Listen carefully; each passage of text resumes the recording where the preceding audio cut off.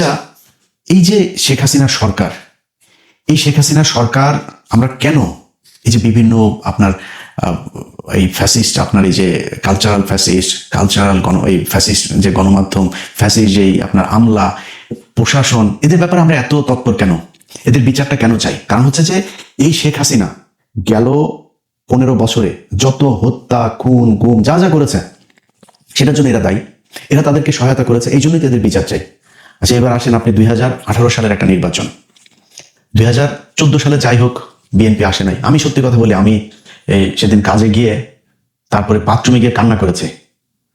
মানে এত খারাপ লাগছিল 2018 সালে সেই নির্বাচনটার রাতে। আপনাদের তো রাত, আমাদের এখানে তখন সকাল। এত খারাপ লাগছিল যে এইভাবে মানুষের চোখের সামনে মানুষকে এইভাবে বোকা বানিয়ে এই নির্বাচনটা এরকম করা যায়।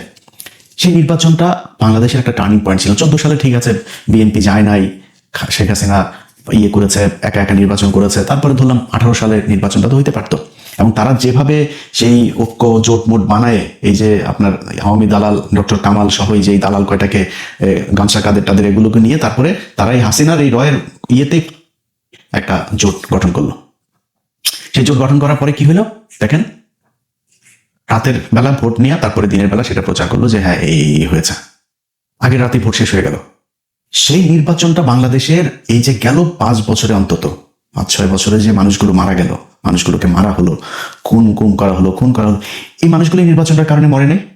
এই জন্য আমরা চাই যে এই নির্বাচন, এই প্রশাসন, এই যে জনপ্রতিনিধি সহ যারা যারা সাংবাদিক, শিক্ষক, যারা যারা এই শেখ হাসিনাকে সমর্থন দিয়েছে, তাদের সবার বিচার হইতে হবে।